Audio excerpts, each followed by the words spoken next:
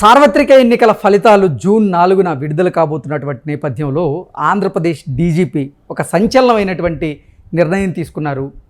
గతంలో పోలింగ్ రోజు ఆంధ్రప్రదేశ్లోని కొన్ని సమస్యాత్మక ప్రాంతాలలో కొన్ని విధ్వంసాలు జరిగినటువంటి నేపథ్యంలో అవి పునరావృతం కాకూడదు అనే ఉద్దేశంతో అన్ని జిల్లాలకు ప్రత్యేకమైనటువంటి అధికారులను నియమిస్తూ ఆయన కొన్ని ఉత్తర్వులు జారీ చేశారు. మొత్తం రాష్ట్ర వ్యాప్తంగా 56 మంది అధికారులను ఆయన నియమిస్తున్నట్లుగా తెలుస్తోంది. ప్రత్యేక అధికారులను ఆయన కేవలం సమస్యాత్మక ప్రాంతాలు ఎక్కడైతే ఉన్నాయో వాటిని గుర్తించి అక్కడ ఎటువంటి అవాంఛనీయ ఘటనలు జరగకూడదనే ఉద్దేశంతోనే ప్రత్యేకమైనటువంటి అధికారులను ఏర్పాటు చేస్తున్నారు అంటూ కొన్ని వార్తలు వస్తున్న నేపథ్యంలో ఈ అంశం మీద మనతో చర్చించేందుకు ప్రముఖ రాజకీయ విశ్లేషకులు, ప్రముఖ సీనియర్ జర్నలిస్ట్ దుర్గా వడ్లమణి గారు మనతో ఉన్నారు. ఆవిడతో మాట్లాడదాం. దుర్గా నమస్తే. నమస్తే. ఈ అంశం మీద మీ విశ్లేషణ ఏంటి? అంటే ఇప్పుడు జరిగిన పరిణామాలు, ఎన్నికలు జరిగాక 13వ తారీఖు తర్వాత రాష్ట్రంలో జరిగిన ఈ అల్లర్ల నేపథ్యంలో ఇప్పుడు డీజీపీ నిర్ణయం తీసుకోవాల్సి వచ్చింది. ముఖ్యంగా ఈ ఎన్నికలు జరిగిన సరళి తర్వాత ఏవైతే అల్లర్లు జరిగాయో కేంద్ర ఎన్నికల సంఘం కూడా డీజీపీని పిలిచింది, సిఎస్ని పిలిచింది, వీటి మీద వివరణ కోరిన సంగతి మనకు తెలుసు. కాబట్టి ఇప్పుడు కనుక ఈయన ముందుగా చర్యలు తీసుకోకపోతే రేపొద్దున ఇంకా ఉద్రిక్త పరిస్థితులు ఏర్పడతాయి రాష్ట్రంలో. ఈసారి ఎన్నికలు చాలా చిత్రంగా జరిగాయి, మనకు తెలుసు. ఎన్నికల అంటే 13వ తారీఖు ముందు పెద్దగా అల్లర్లు జరగకుండా మొట్టమొదటిసారి ఎన్నికలు జరిగాక అల్లర్లు జరిగాయి. అంటే ఈ విధ్వంసానికి కారణం ఏంటంటే మనకు తెలుసు, ఎప్పుడైతే ప్రభుత్వ ఉద్యోగులు ఒకే సైడు వాళ్ళు పోస్టల్ బ్యాలెట్ వేశారు అని తెలిసిందో, ఇప్పుడు అధికార పార్టీ ఏదైతే ఉందో వైసీపీ నాయకులు కావచ్చు, వాళ్ళు అల్లర్లకు తెగబడ్డారు. సో దీనివల్ల ఏమవుతుందంటే వాళ్ళలో భయం వచ్చింది, మేము ఓడిపోతామని. ఆ భయంతో ముఖ్యంగా మనం చూసాం, చంద్రగిరి కావచ్చు, ముఖ్యంగా మాచర్ల ఏదైతే ఉందో మాచర్లలో జరిగిన విధ్వంసాలు మనకు తెలుసు. పిన్నెల్లి సోదరులు గోడ దూకి పారిపోవటం దగ్గర నుంచి తర్వాత వాళ్ళు అక్కడ ఆ రోజు ఎంత విధ్వంసానికి ఆయన పిన్నెల్లి రామకృష్ణారెడ్డి వెళ్ళాడో, ఏవిఎం బద్దలు కొట్టడం కావచ్చు. ఈ అన్నింటి నేపథ్యంలో ఇప్పుడు ప్రతిపక్షం కూడా కేంద్ర ఎన్నికల సంఘానికి చాలాసార్లు విజ్ఞప్తులు కూడా చేసింది. ఈ జరిగిన వాటి మీద మీరు చర్యలు తీసుకోండి. మళ్ళీ ఎన్నికల రోజు ముఖ్యంగా 4వ తారీఖు జూన్ 4 ఏదైతే ఉందో ఆ రోజు ఎటువంటి అల్లర్లు జరగకుండా ముఖ్యంగా వీళ్ళందరూ కూడా ఏవిఎంలు మార్చడం కానీ, లేదు ఓటింగ్ లెక్కించేటప్పుడు ఓట్ల లెక్కింపులో కూడా ఎటువంటి అవకతవకలు జరగకూడదు. ప్లస్ ఇప్పుడు ఈ విధ్వంసాలు ఎవరైతే సృష్టిస్తున్నారో వాళ్ళ నియోజకవర్గ పరిధిలోకి రాకుండా చూడండి, కౌంటింగ్ సెంటర్ల దగ్గరికి కానీ బూతుల దగ్గరికి కానీ రాకుండా చూడండి అని వీళ్ళందరూ విజ్ఞప్తి చేశారు. వీటన్నిటి నేపథ్యంలో ఇప్పుడు డీజీపీ ఈ నిర్ణయం తీసుకుని ఉన్నారు. మీరు చెప్పినట్టుగా 56 మంది స్పెషల్ ఆఫీసర్స్ని నియమిస్తున్నారు. అంటే ఎక్కడెక్కడ అల్లర్లు జరుగుతాయనుకున్నారో ఆయా ప్రదేశాల్లో, ఆయా ప్రాంతాల్లో వీళ్ళని నియమించారు. ఈ పల్నాడు జిల్లా ఏదైతే ఉందో పల్నాడులో ముఖ్యంగా 80 ఆఫీసర్స్ని నియమించారు.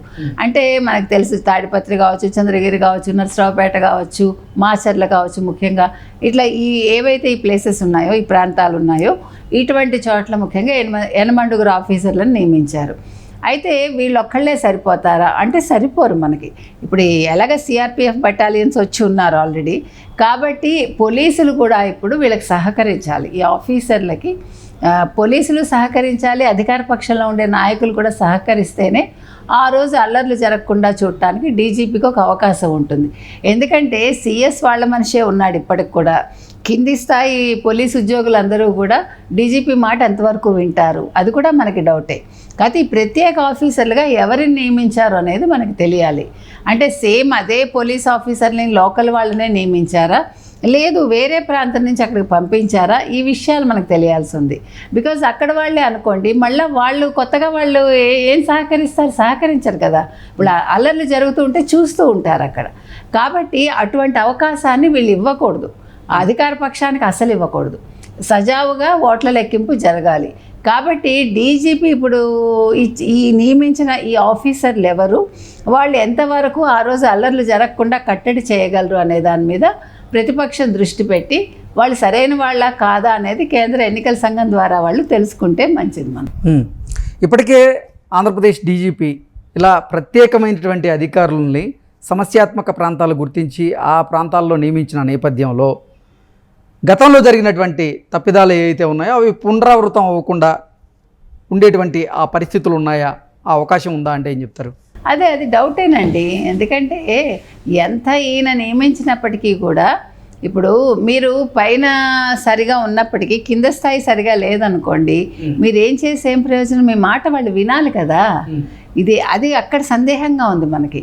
ఇది ఎంతవరకు వీళ్ళు సజావుగా అంటే ప్రత్యేకమైనటువంటి అధికారులను వేశారు కదా, అది డీజీపీ వారి పర్యవేక్షణలోనే ఉంటారు కదా. అంటే మీరు చెప్తున్న దాని ప్రకారం గతంలో జగన్మోహన్ రెడ్డి హయాంలో 6 నెలల ముందే జగన్మోహన్ రెడ్డికి సంబంధించినటువంటి వ్యక్తులు ఆయా ప్రాంతాల్లో ఉన్నారు అంటూ కొంత విశ్లేషణ అందించినటువంటి నేపథ్యంలో ఇప్పుడు డీజీపీ గారు అసలు వాటి మీద చర్యలు తీసుకునే ఉద్దేశంతోనే కొంతమంది స్పెషల్ ఆఫీసర్లను కూడా నియమించడం జరుగుతుంది. సో స్పెషల్ ఆఫీసర్లు అక్కడికి వెళ్ళినప్పటికీ కూడా పరిస్థితి మారదంటారా? అంటే స్పెషల్ ఆఫీసర్స్ కరెక్ట్గా ఉండొచ్చు, మనం అనుకుందాం. ఇప్పుడు ఈయన ప్రత్యేకంగా వేశారు కాబట్టి ఖచ్చితంగానే వాళ్ళ విధుల్ని నిర్వర్తిస్తారు. కాకపోతే ఏంటంటే వీళ్ళ మాట అక్కడుండే పోలీసులు కూడా వినాలి. ఈ స్పెషల్ ఆఫీసర్స్ మాట అక్కడుండే పోలీసులు కూడా వినాలి.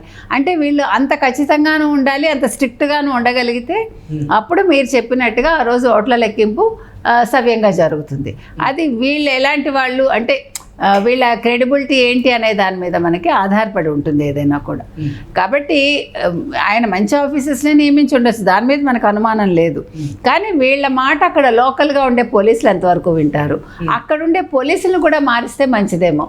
అంటే ఇప్పుడు ఎవరైతే ఒక ప్రాంతంలో పోలీసులు ఉన్నారో వీళ్ళని తీసుకెళ్ళి వేరే ప్రాంతం వాళ్ళని ఇక్కడికి వేస్తే బాగుంటుందేమో అనేది మన ఉద్దేశం. కేంద్ర నిఘా వర్గాలు కూడా ఆంధ్రప్రదేశ్లో కౌంటింగ్ రోజు కొన్ని చోట్ల ఘటనలు జరిగే అవకాశం ఉంది అంటూ వారు కొన్ని రిపోర్ట్స్ ఇచ్చినటువంటి నేపథ్యంలో ఫర్ ఎగ్జాంపుల్ పిఠాపురంలో కౌంటింగ్ రోజు గొడవ జరిగే అవకాశం ఉందని, అలాగే అనంతపురంలో పల్నాడు జిల్లాల్లో ఉన్నటువంటి కొన్ని ప్రాంతాల్లో కూడా గొడవలు జరిగే అవకాశం ఉంది, మాకు ఇంటెలిజెన్స్ రిపోర్ట్ వచ్చింది అంటూ వాళ్ళు చెప్పిన నేపథ్యంలో వాటిని జరగకుండా అడ్డుకునేందుకే డీజీపీ గారు ఇప్పుడు తగిన చర్యలు చేపట్టారు. ఇప్పుడు చేపట్టినప్పటికీ పరిస్థితి ఆయా ప్రాంతాల్లో మారే అవకాశం ఉందా? పిఠాపురం కానివ్వండి, లేకపోతే ఉదయగిరి కానివ్వండి, అనంతపురం కానివ్వండి, ఇటు పర్నాడులో కానివ్వండి, ఆయా ప్రాంతాల్లో పరిస్థితులు మారే అవకాశం ఉందా? అంటే ఇప్పుడు సిఎస్ మారలేదు, మనకి సిఎస్ మారలేదు. సిఎస్ ఎప్పుడైతే మారలేదో మనకు కొన్ని సందేహాలు మిగిలిపోతున్నాయి ఇంకా కూడా.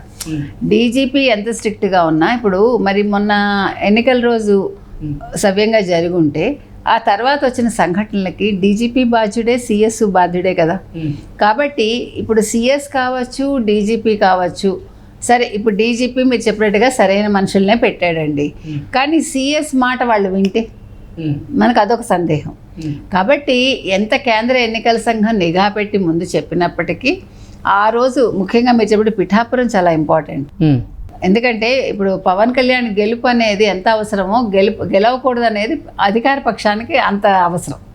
కాబట్టి కొన్ని ప్రాంతాలు కుప్పం కావచ్చు, మంగళగిరి కావచ్చు, అనంతపూర్ కావచ్చు, లేకపోతే హిందూపూర్ కావచ్చు, మాచర్ల కావచ్చు, ఇక్కడంతా కూడా ఎటువంటి గొడవలు జరుగుతాయో మనకు తెలియదు.